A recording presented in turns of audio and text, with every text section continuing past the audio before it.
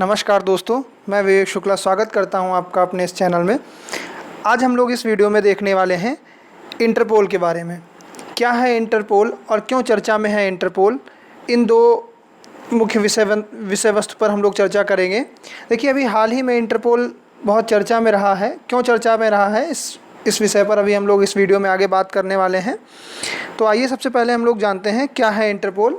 तो इंटरपोल के बारे में जब आप जानना शुरू करते हैं तो इंटरपोल जो है एक अंतर्राष्ट्रीय संगठन है, अंतर्राष्ट्रीय यानी इंटरनेशनल ऑर्गेनाइजेशन है। इस इंटरनेशनल ऑर्गेनाइजेशन को इस्टेब्लिश किया जाता है 7 सितंबर 1923 को।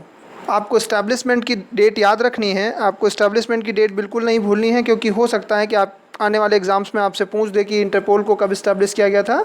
तो 7 सितंबर 1923 को इस्टेब्लिश किया जाता है। इसका पहले नाम था the International Criminal Police Organisation. अभी भी इसको the International Criminal Police Organisation के नाम से भी जाना जाता है। स्टार्टिंग में इसे अंतर्राष्ट्रीय अपराध पुलिस आयोग का नाम भी दिया गया था, तब इसे अंतर्राष्ट्रीय अपराध पुलिस आयोग के रूप में भी जाना जाता था। 1956 से इसे इंटरपोल के रूप में जाना जाने लगा। देखिए, आप मेरे नोट्स देखते जाएंगे, अभी कुछ दिनों में हम आपको PDF फॉर्मेट में भी फाइल्स देने लगेंगे, आपके ही ग्रुप पे भेज दिया करेंगे, तो आप लोग उस PDF को भी पढ़ पाया करेंगे। हमारे वीडियो के साथ साथ में इस PDF को भी आप देख पाएंगे। वर्तमान में इसमें सदस्य देशों की संख्या है 194। देखिए, ये सब फैक्चुअल बातें हैं, आपको याद करनी है। कब इस्टेब्लिश होता है? 7 सितंबर 1923 को।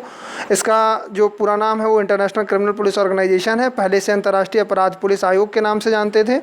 इसे इंटरपोल कब से कहा जाने लगा? 1956 से कहा जाने लगा। वर्तमान में सदस्य देशों की संख्या कितनी है? 194 है। इंटरपोल का जो मुख्यालय पहले बनाया गया था वो वियना में बनाया गया था, लेकिन 1989 के बाद इसका मुख्यालय बदलकर कहाँ कर दिया गया? लियोन में स्थानांतरित कर दिया गया। लियोन कहाँ पड़ता है? ये फ्रांस में पड़ता है। इसका जो ऑब्जेक्टिव है, जो उद्देश्य है, वो है कि जो अंतर्राष्ट्रीय स्तर पर जितने भी सदस्य देश हैं, ये उन देशों के बीच में पुलिस में आपस में सहयोग बने, कोऑपरेशन को डेवलप करने के लिए इसको इस्टेब्लिश किया गया, ताकि जो इंटरनेशनल लेवल के जो अपराधी हैं, जो क्रिमिनल्स हैं, उन क्रिमिनल्स को आसानी से पकड़ा जा सके। उन क्रिमिनल्स को आसानी से पकड़े जाने के लिए इस संगठन को बनाया गया था। इसके जो पहले अध्यक्ष थे वो जोहान स्कोवर थे। देखिए, ये भी बात ध्यान रखिएगा, इसके जो पहले अध्यक्ष थे वो कौन थे? जोहान स्कोवर थे। और भारत इसका सदस्य कब बनता है? भारत इसका सदस्य बनता है 1938 में।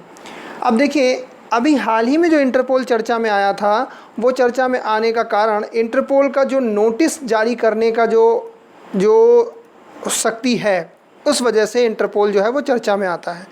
अभी हाल ही में आपने सुना होगा, ईरान और अमेरिका के बीच जो डिस्प्यूट है वो बढ़ा है।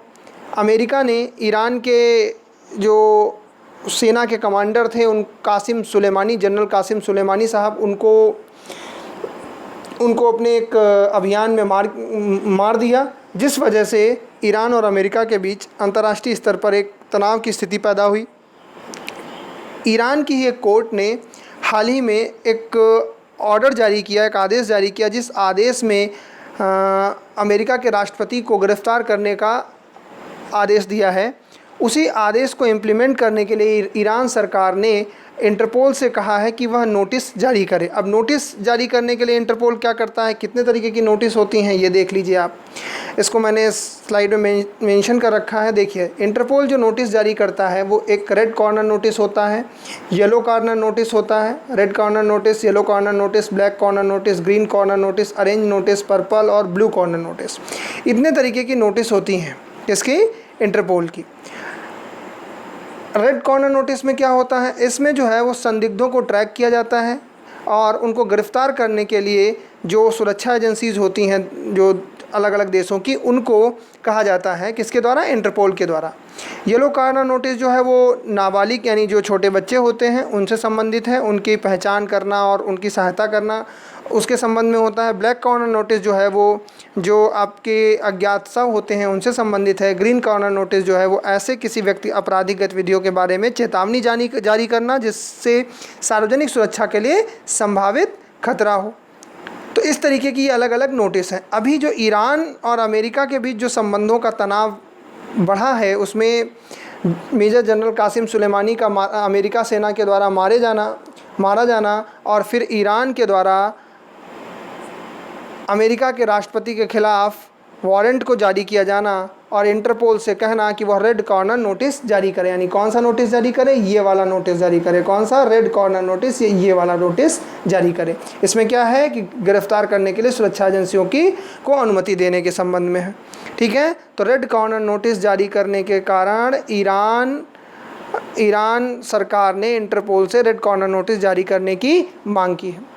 हालांकि इस ईरान के इस कदम से जो है वो जो पश्चिम एशिया का क्षेत्र है वहाँ काफ़ी तनाव की स्थिति बन गई है। लेकिन चूँकि हम लोग परीक्षा के परिप्रेक्ष्य में तैयारी कर रहे हैं और अभी हाल ही में जो परीक्षाएं खासकर वनडे एग्ज़ाम से संबंधित जितनी भी परीक्षाएं होने वाली हैं उनसे संबंधित अगर आपसे क्वेश्चन बनता है तो यहाँ से पूछा जा सकता है कि इंटरपोल जो है वो किस तरीके की नोटिस जारी करता है, या हाल ही में ईरान सरकार के द्वारा इंटरपोल से कौन सी नोटिस जारी करने के संबंध में मांग की गई। तो कौन सी? रेड कॉर्नर नोटिस जारी करने के संबंध में मांग की गई थी। ठीक है, अगली किसी वीडियो में हम आपको बताएंगे कि मेजर जनरल कासिम सुलेमानी क्या थे, वो मुद्दा क्या था, उस पर भी हम लोग चर्चा करेंगे। ठीक है, अब देखिए चर्चा में रहने का कारण मैंने हालांकि आपको पहले भी बता दिया, एक बार फिर से बता देते हैं। चर्चा में रहने का कारण यही था कि 2020 के प्रारंभ में अमेरिका ने ईरान की जो स्पेशल फोर्स है, जैसे हम लोग इंडियन आर्मी कहते हैं, वहाँ की फ़ोर्स को कुद्स फोर्स कहा जाता है। ठीक है, और उसी के मेजर थे, सबसे जो शीर्ष अधिकारी थे उनका नाम था जनरल कासिम सुलेमानी। उनको बगदाद हवाई अड्डे पर हवाई हमले में मार गिराया था। किसने? अमेरिका ने। ठीक है, जिस वजह से यह तनाव की स्थिति हुई और ईरान ने इसे क्या कहा? युद्ध का कारण कहा, एक्ट ऑफ वॉर कहा था। देखिए 5 महीने के बाद ईरान के एक न्यायालय ने ईरानी सेना के शीर्ष अधिकारी की हत्या करने व ईरान के आतंकवादी गतिविधियों को प्रायोजित करने के आरोप में संयुक्त राज्य अमेरिका के राष्ट्रपति डोनाल्ड ट्रंप व 30 अन्य लोगों के खिलाफ क्या किया? गिरफ्तार करने का आदेश जारी किया। इसके साथ ही अभियुक्तों को गिरफ्तार करने के लिए इंटरपोल से रेड कॉर्नर नोटिस जारी करने की भी मांग की गई थी। ठीक, इसी कारण इंटरपोल चर्चा में रहा। तो आप लोगों ने अभी इस वीडियो में इंटरपोल के बारे में जाना।